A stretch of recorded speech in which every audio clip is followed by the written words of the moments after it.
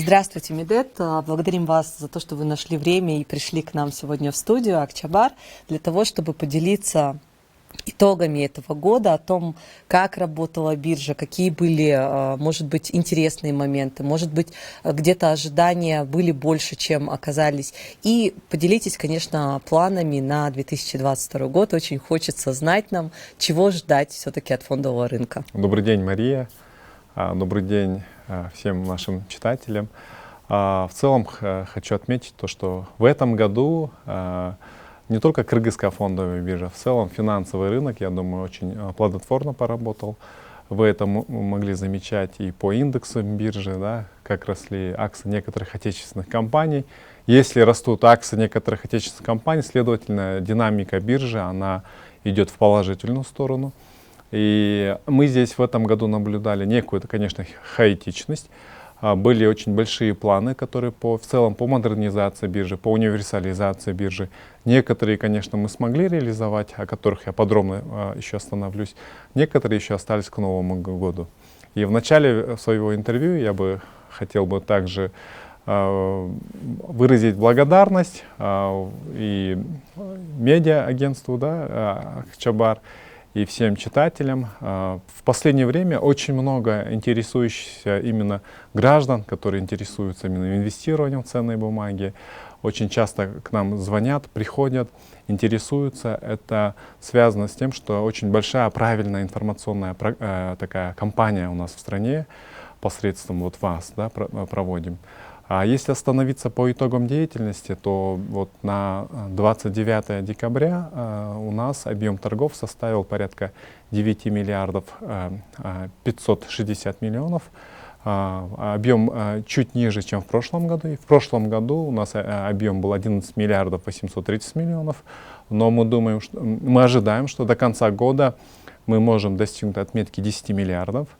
Это объемы связаны с тем, что многие коммерческие банки, государственные компании в конце года увеличивают свой уставной капитал.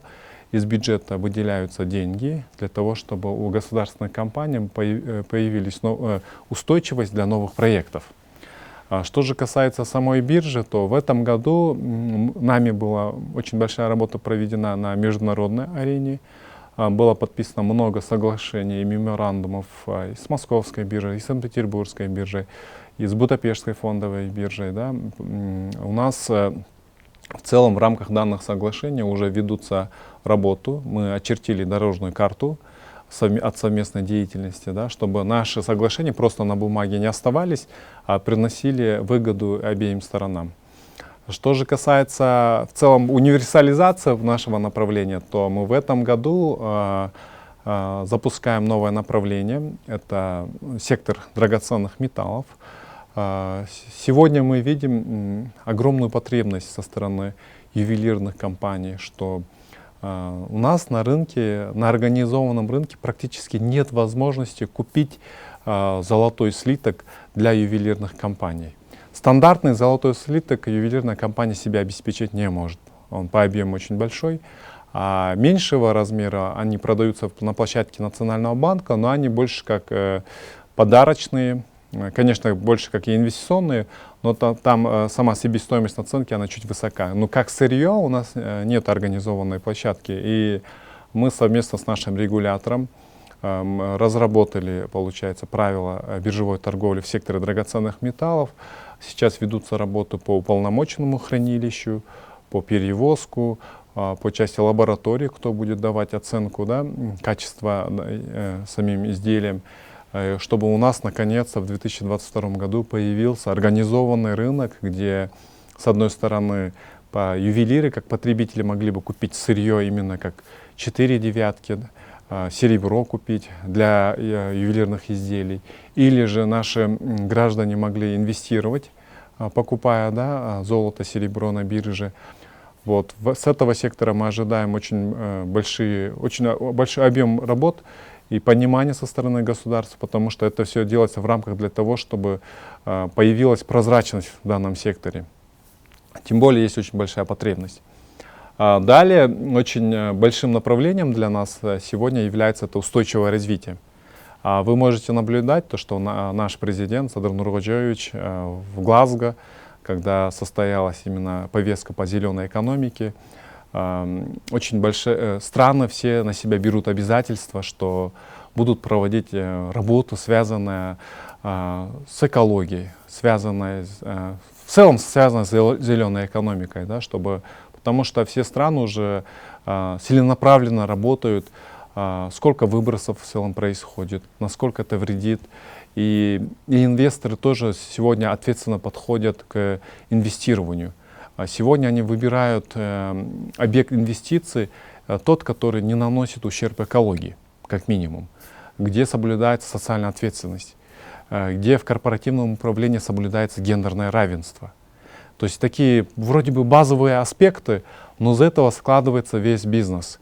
И в этом направлении мы, получается, разработали методику. Методика — это раскрытие нефинансовой информации, по-другому это ESG, где компания должна раскрывать ту информацию, которая связана не финансово, но в то же время, как они соблюдают социальную ответственность и экологическую ответственность. Но это будет в рекомендательном характере для компаний списка листинга Кыргызской фондовой биржи, чтобы наши компании постепенно учились раскрывать эту информацию. Это важно еще компаниям, с одной стороны, тем, что сегодня, если компания есть проект именно по зеленому направлению, то очень удобное время привлечь в свою сторону очень крупных инвесторов, которые сегодня выделяют очень большие деньги и инвестируют в зеленые сектора экономики. И мы данный документ передали международным экспертам, сейчас происходит экспертиза данного документа. И мы для себя очертили, что будем очень большую работу проводить с муниципалитетами, с компаниями по выпуску зеленых облигаций. Уже мы видим со стороны бизнеса потребности, понимания в этом инструменте. И даже наблюдая, да, к примеру говоря, в зимний период в Бишкеке каждый день мы по новостям слышим, читаем, что Бишкек уже входит чуть ли не в топ-5 самых грязных городов. Да? Это связано с тем, что мы не соблюдаем экологические аспекты ведения бизнеса даже в городе. И тем самым мы муниципалитету также предлагаем, как по аналогии с московским правительством, которые выпустили зеленые облигации, специально для того, чтобы купить электробусы и уже отходить от классического вида топлива. Они специально выпуски зеленых облигаций для того, чтобы, например, завод мусороперерабатывающий. То есть очень много направлений на самом деле, под которого сегодня доноры готовы поддержать такие проекты. Это у нас тоже такое новое направление. И в 2022 году мы ожидаем, что мы будем совместно с нашими партнерами продвигать это направление. Недавно еще было подписано соглашение с Союзом банков, что в этом направлении мы совместно будем прорабатывать вопрос и таксонометрии, определения уровня, насколько проект подпадает под зеленый проект, под зеленую часть. И в 2022 году те плоды, которые мы в этом году подписали, ожидаем практической реализации. В 2021 году мы начали полную модернизацию IT самой биржи. И в новом году уже мы ожидаем получить новый продукт, ориентированный на розничных инвесторов, чтобы инвесторы могли через мобильный телефон участвовать в торгах на фондовой бирже через брокеров. То есть максимальное удобство для розничных инвесторов. И на Новый год наша основная цель — это работа именно с розничными инвесторами. Мы хотим, чтобы внутренние деньги страны работали во благо, во-первых, во благо граждан и во благо экономики нашей страны. Мы хотим развить именно пул внутренних инвесторов для того, чтобы внешние инвесторы обратили в нашу страну через поведение, через культуру инвестирования нас, самих граждан. Хотелось бы в связи с этим несколько уточняющих моментов. Первое — драгоценные металлы. Отлично, действительно очень интересное направление. Скажите, оно будет работать на базе Кыргызской фондовой биржи или товарной биржи, или это будет абсолютно новая площадка? Это будет новое направление, новый сектор, сектор драгоценных металлов. Здесь важно понимать, что в Кыргызстане отсутствует инфраструктура. Под инфраструктурой я имею в виду, что лаборатории, которые могли бы точно оценить содержание, качество самой пробы, само уполномоченное хранилище, где понятно, что государственные драгоценные металлы, они хранятся в госхране, а для частных не предусмотрено. Коммерческие банки в этом направлении работают. Вот. И у нас, как уже все знают, проблема с ЛБМА. У нас вот, получается, ассоциация ЛБМА приостановила лицензию, да, на Good Delivery. Следовательно, в Кыргызстане сейчас Кабинетом министров ведется работа, чтобы вернули данную, скажем так, данную не норму, а ЛБМА значок, для того, чтобы наше сырье мы могли афинировать и продавать на биржах. Без этого знака невозможно продавать продукцию на бирже. Но в то же время все производимое золото у нас, получается, скупалось Национальным банком, скупается, и это правильно, да, потому что там политика Национального банка. Но в то же время мы забывали про реальный сектор. Когда мы живем в стране, где в год практически порядка 20 тонн золота добывается, а ювелирный сектор очень слабо развит. Мы сами зачастую покупаем ювелирные изделия производства Турции, Дубая или Российской Федерации. Когда мы сами, скажем так, добываем и производим, да, ювелирные изделия, это знак того, что не хватает именно первоклассного сырья, именно как 4 девятки, продукции для того, чтобы реализовать качественную ювелирную продукцию, чтобы она была бы конкурентоспособна на внешних рынках. И это та часть работы. Конечно, мы не претендуем на решение проблем всего этого пункта, но мы хотим, чтобы в Кыргызстане появилась хотя бы площадка, где могли бы аккредитоваться и участвовать в торгах. И приблизительные, и тем более мы не претендуем, например, на лондонскую биржу, да, но в любой стране, где добывается золото, должна быть национальная площадка, где мы могли бы свои котировки видеть в национальной валюте, в день сколько продается, покупается. И этот вопрос уже давно назрел. Вот, в 2021 году мы начали эту работу, а в 2022 году при поддержке вот, Кабинета министров, нашего регулятора, надеемся, что мы уже в практическую реализацию войдем. Также вы сказали о зеленых облигациях, действительно очень популярное, востребованное направление. И вы также сказали, что обсуждали эту тему с муниципалитетом. Вот скажите, увидели ли вы заинтересованность и есть ли какие-то, может быть, предварительные договоренности уже каких-то реальных проектов на 2022 год по зеленым облигациям? Здесь первая встреча это больше как информационная встреча для того, чтобы рассказать об инструментах.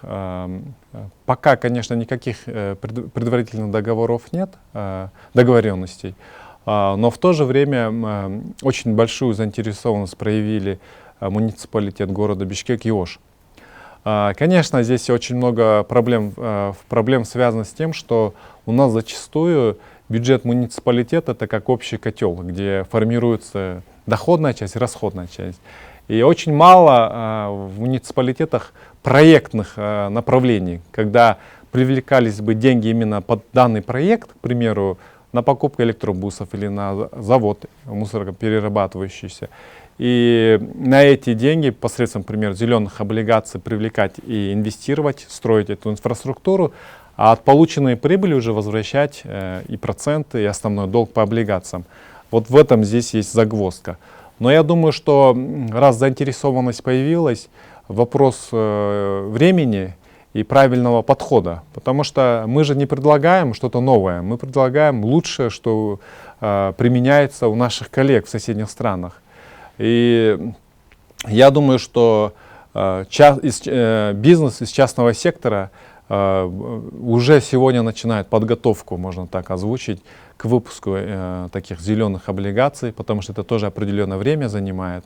Вот. И Мы вот, посмотрев, каким образом соседние страны развиваются, я уже не устану, наверное, повторять и про Казахстан, про Узбекистан. К примеру, в Узбекистане тоже очень активная политика со стороны государства по части приватизации государственных компаний через биржу, чтобы нарастить именно пул именно внутренних инвесторов. И такую работу проходила и Российская Федерация, и Казахстан, и Узбекистан. Чтобы от них не отстать, мы также должны успевать за странами, чтобы потом к 2025 году, когда будет единый финансовый рынок стран ЕС, да, чтобы мы могли общаться на одном языке и, понимая друг друга, сотрудничать и работать. Вы сказали о том, что биржа будет рекомендовать компаниям раскрывать нефинансовую информацию, которая может повысить имидж самой компании и повысить интерес со стороны инвесторов. Но будет ли биржа принимать какие-то, может быть, стимулирующие меры? То есть если компания добровольно раскрывает дополнительную информацию, будут ли какие-то, может быть, бонусы со стороны биржи? Может быть, какая-то дополнительная поддержка или присвоение категории? Да, без стимулирования со стороны биржи, конечно, это со стороны эмитентов большая работа раскрывать такую информацию. В первую очередь это большая работа. И в начальных этапах мы будем предлагать, чтобы они в годовом отчете раскрывали такую информацию. А со своей стороны, конечно, будем стимулировать дополнительными бонусами, в то же время помогать по информационной кампании, что компания соблюдает социальную ответственность, экологическую ответственность и корпоративное управление. Далее уже данные компании могут претендовать, если они выпустят зеленые облигации, привлечь уже инвесторов. Мы сегодня уже с крупными банками тоже прорабатываем, международными, на предмет того, что если наша компания выпустит зеленые облигации, чтобы они выступили основными покупателями этих облигаций. Будем способствовать и быть проводником получения этих инвестиций. Потому что основная цель, задача биржи сегодня заключается не просто там проводить, например, закрытое размещение акций, а главная цель биржи — это привлекать инвестиции компаниям, то есть быть мостом между инвестором и получателем инвестиций. И завершающий вопрос, или, может быть, рекомендация от вас. Очень хотелось бы знать, на какие ценные бумаги стоит обратить внимание. Здесь касательно инвестиций можно было заметить то, что как росли акции аэропорта Манас и других компаний. Это показатель того, что необходимо постоянно быть в курсе о существенных фактах о данных компаний, да? Уметь изучать, анализировать и финансовые отчеты, и существенные факты. А в целом я бы хотел бы порекомендовать именно посмотреть на компании, которые находятся в листинге, изучить финансовые отчеты, приблизительно понять, какую прибыль они получили в этом году, и оценить, что в 2022 году они также или выше могут получить дивиденды, да, то есть прибыль. Необходимо обращать внимание и подходить именно с точки зрения диверсификации. Это первое правило любого инвестора. Если даже акции очень ликвидной компании очень быстро растут, это не сигнал, чтобы все деньги ложить именно в эти акции. Это сигнал того, что это надо покупать, но с умом и с диверсификацией. Всегда должен быть такой безопасный актив, потому что это рынок. В акциях принято, что акции вообще во всем мире — это рискованный инструмент. Они то растут, то падают. Необходимо просто правильно подходить и изучать. И уже мне очень нравится уже, как наше население, наши граждане очень активно вовлекаются в процесс инвестирования. Потому что локдаун, постковидная ситуация, жизнь нас научила сберегать деньги.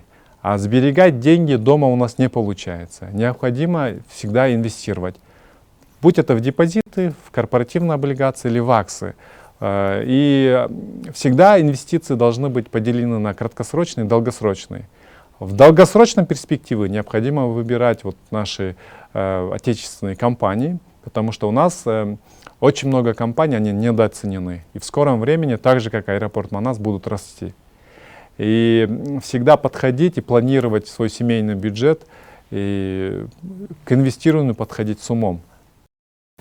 Спасибо вам большое за то, что поделились полезной информацией, за то, что пришли, нашли время. Поздравляем вас с наступающим Новым годом, желаем бирже всяческих успехов.